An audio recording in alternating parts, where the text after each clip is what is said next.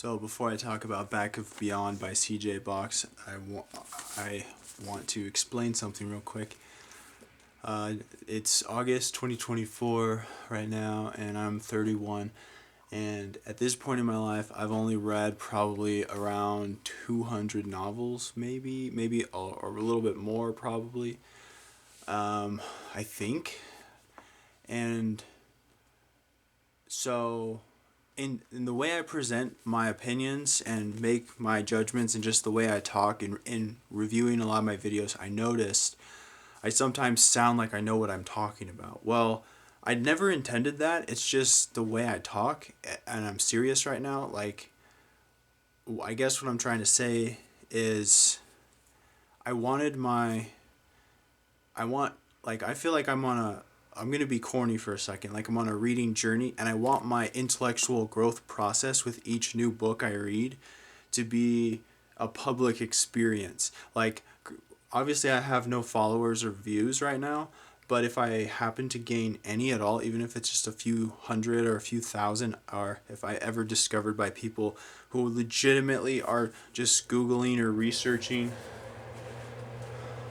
No, you don't. Shut up. A book and then they happen to find my book review of the book, then I can help point them in the right direction. And so there's sort of altruistic reasons. And I did 2 practice runs of separate videos of trying to explain all my motives for why I make book review videos. And so basically they got really convoluted, and I reviewed those videos, and I'm so like shy and self-conscious in real life about every video. A lot of these videos I get too excited and then I over explain and I lose my train of thought and I look like an idiot in my opinion. And I want to do the books justice and do a good review without doing spoilers to get people to read the books and share in the hype. And that's what my channel is really about. It's about reading hype to try to get more people to read in general, and also connect the right audiences, the niche audiences, to the niche material that's out there. And I want to uncover, like an archaeologist, like discover great things and bring back quality and get people, because I think people need to self-educate, and fiction is a good place to start because a lot of people, Americans in particular, are really stupid. And so let's just be honest. But things can change. I'm an idealist, kind of. Well, I try to be, but you weren't supposed to see that. So anyway, so basically, I lost my train of thought again. So here we have Back of Beyond by CJ Box. And so at this point in my reading journey or whatever, I haven't read too many thrillers. I don't think I've read a bad thriller yet. I have read some that weren't as exciting to get to the end and as others, but this is not one of those. Like this, okay, so this is my first novel by CJ Box. It's from 2011. It's about close to 500 pages, and it reads pretty quickly, and it has what you'd come to expect in a thriller. It has a sort of mounting tension, and so basically, and then it sort of has a mostly satisfying ending. And so basically, what's unique about this amongst other thrillers, based on the few that I've read, I'm not really expert on this, but this one takes place in the wilderness of Yellowstone in Montana. That's why it's called the Back of Beyond. And basically, it's like a murder mystery, police thriller in a westerny setting is also in a modern setting, with a modern pace. Although it came out now, it being 2024, 13 years ago, it still feels very relevant and very like modern and up to date and fast and believable. And so there's that. And the story is like by the numbers, typical of thrillers, and a lot of plot mechanics that, while they're very unpredictable, they're still like nothing terribly special, like certain plot twists. But it's good at diverting your attention away, so those plot twists are fun and resonant. But there's nothing terribly deep that you've never seen before in terms of the story.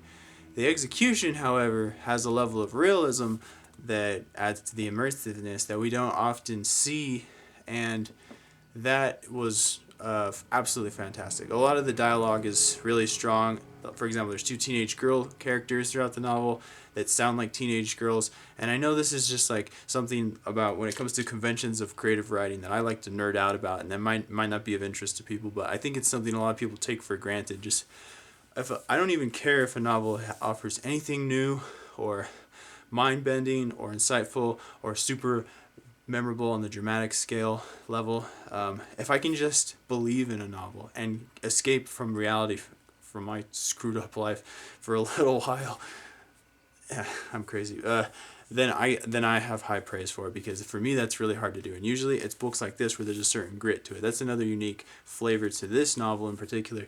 There's a certain hard edge to it and the realistic details, and this guy definitely does his research and knows his shit. It all feels to me very believable. Now if I was a cop, I don't know if it would. I can't say, because I don't know anything about that world. But for me, being an average layman's person, what am I saying? Average ignorant person, like it all seemed very legit to me, using a lot of the, seems like police, terminology. They taught, like, some of the police dialogue is the most grounding and realism part. So once you're grounded in realism, you can get more immersed, because then when less stuff that doesn't happen, like violence on an ordinary day-to-day level that you don't see in your real life, and you kind of are interested about subconsciously, I think it's because people want to be sort of understand and feel empowered against to gain experience with. And I honestly think that only certain highly realistic fiction with certain authors that have a certain level of experience in the real world, it is a legitimate place to prepare for that. It's mentally strengthening, and it can give you residual yet indirect confidence to face real things if it's crime or corruption that you're seeing. However, I don't think anyone going to read novels by C.J. Box in the first place wouldn't have already gotten a healthy degree of desensitization to these things, to have it somehow make them feel traumatized. In other words, I'm desensitized to these things, and I was enjoying the story, but it wasn't as challenged, it wasn't as hard-edged or as brutal as I sort of wanted it to be. I hate to admit that, but it was still brutal, and it was still good, and it hit all the bases, and it was ultimately very satisfying. The main character is tremendously likable. I don't know if he's likable to everyone, and for me, it's the bottom line was that he was believable and flawed and competent, and that sounds like, oh yeah, I've seen a million of those, but you haven't. You think you have, but you haven't. This character is written with a degree of realism.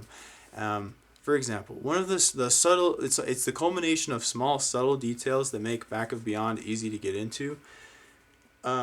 Like the fact that he doesn't ride so well. He doesn't ride horses very well, and he has a certain traveling companion at one point when he's looking for certain bad guys, and he says, "You ride like shit," essentially. I don't know if that's the actual terminology, and I literally laughed out loud, because that's what I realized, that one line perfectly encapsulates what makes the story so effective.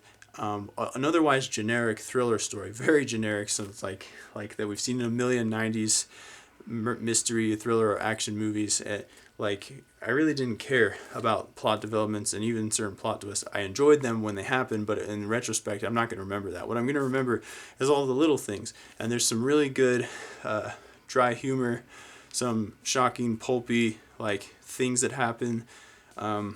So yeah, it was altogether just a good time, really enjoyable. Now, this wasn't a story that blew me away or amazed me, but it delivered the most important thing that I think a thriller should: a desire to find out what happens next. Again, it's the simple things we take for granted when we're looking to be entertained by a given genre. And so this story has that desire of okay, I'm getting a lot of pieces of the crimes that are taking place, the murders, and I could not piece together in the back of my mind as I'm reading the story. I feel like I'm there with the protagonist, racking my brain trying to outsmart the story and predict what happens, and I wasn't able to do it. And so that's good. It sucks when you're able to see things coming and predict exactly what happens. This story was really good at, and maybe there's people a lot smarter than me that read it and they see things coming, but I did not at all, and I tried. And so basically it was like, a few things about that feel a little convoluted, a little forced, but I've seen worse and I've seen better. So I have to give this a solid 8.2 out of 10. Like I said, it didn't blow me away, but it was enjoyable and it hit all the bases really well. So I feel like CJ Box is an author I can fall back on. That considering the fact that so many people buy his novels, and he's written so many, I don't know how many, like 30, 40 or something like that.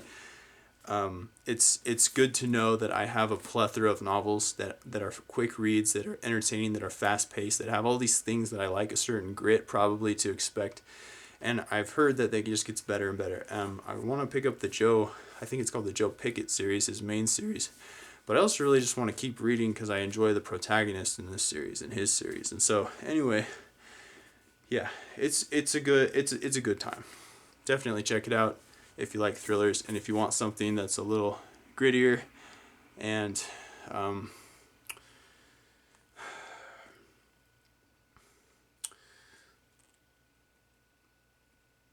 it's got a little bit of cowboy humor in it.